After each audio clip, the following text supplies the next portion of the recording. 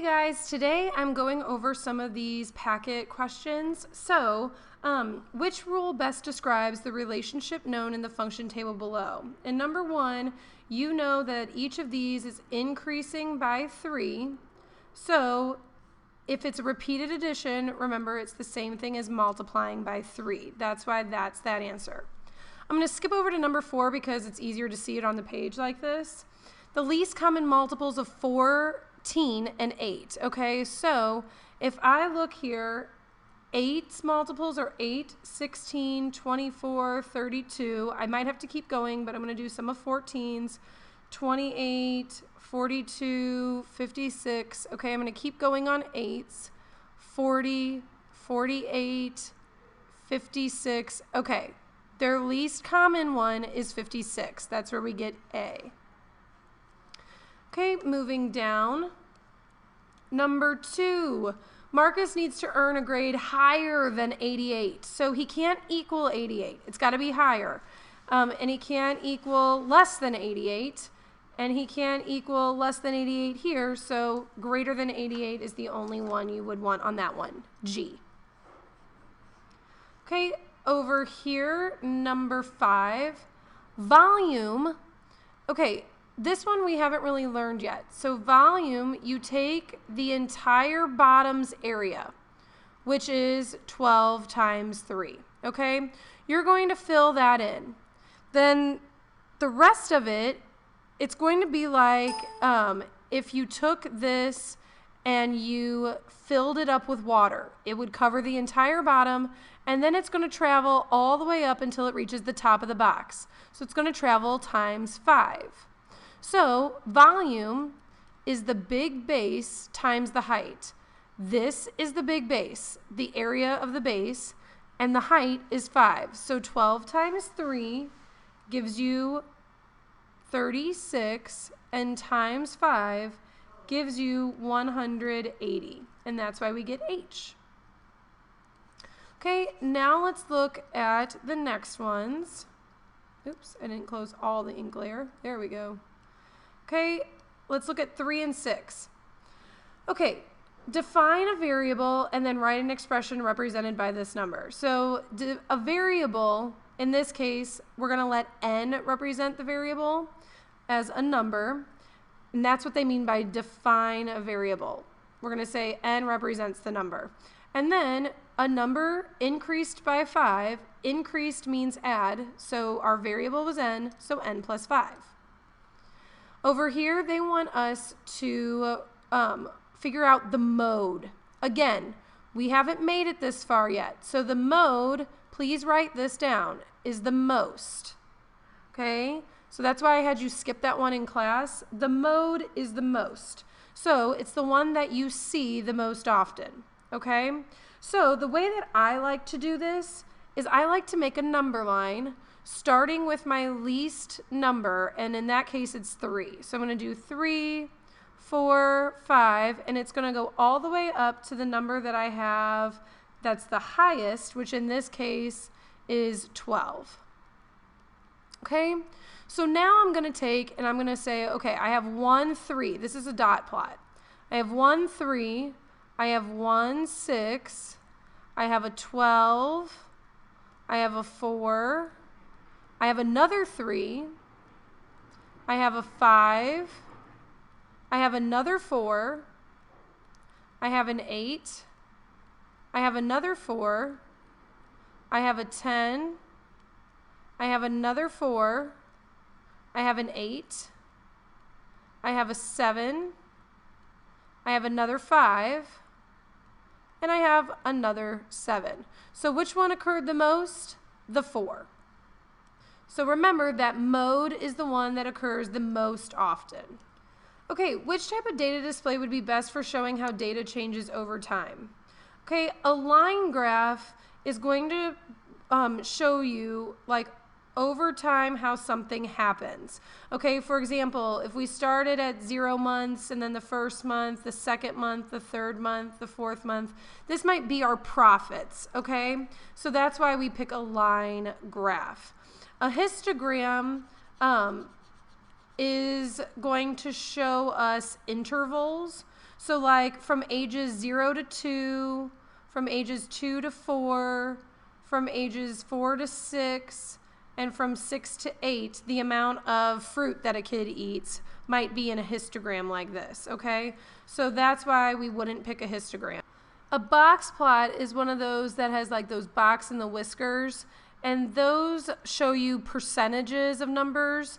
Like each one is broken into 25%, so we're not doing that. And a line plot is very similar to what we did with the dots earlier, where you have like a certain amount of numbers and you see how frequent they occur. Okay, so like I know that 8 is occurring the most with a line plot. Okay, so that's why we would pick a line graph, because it's going to show you a chart and it's going to show you the peaks and the valleys of the data. Okay, let's go to number 10 since we can see it a little bit better. Number 10 says the ratio table shows the number of miles Karen can drive for 1, 2, 3, and 4 gallons. How many miles? Okay, so based on the table, how far will she be able to drive in 8 gallons? Well, if you know 1 is 30, then you know 8, you multiply by 8, and you get 240. You could also say if 4 is 120, then you would double that and get 240. There's a couple different ways that you can do it. Okay, let's look at the next one. Okay, 8 says that there are 65 people watching a movie at a theater. Okay, if 45 people or 40% of the customers purchase refreshments, how many purchased them? You take 65 times 40%, which is 40 hundredths, or 4 tenths, which looks like this. You can either do 40 hundredths or 4 tenths, and you're going to multiply. Okay, when you multiply, you get 26 because 4 times 5 is 20. 4 times 6 is 26. And this decimal point is only in one spot, so the decimal point goes there and your answer is 26. You can do it like that, and then you know A is your answer. Okay, number 11, Emily made 14 out of 19 shots. They want to know what the percent is. So 14 out of 19 is not a nice, easy number, but they don't care about the perfect percent. They want to know about how much. So since 19 is close to 20, we can do 14 out of 20 equals how many out of 100, because all percents are out of 100. So you just multiply by 5 and you get 70 out of 100. You can do it that way, or you can think 14 out of 20 is equal to 7 out of 10, which is equal to 70 out of 100. And again, 70 out of 100 is 70%. Okay, so those ones are ones that you probably should know. But number 9 is one that we haven't really discussed yet. Okay, so pay special attention to this one. Adeline is wrapping a gift for her mother in a box with the dimensions shown. Okay, what is the minimum amount of wrapping paper she'll need to completely cover the box? Okay, so I want you to think about this. It has a top and a bottom. What are the areas of the top and the bottom? Well, we take 10 times 6 to get the top or the bottom, which is 60. But there's 2 of them, so we're going to multiply by 2 and get 120. Okay, so that's the top and bottom.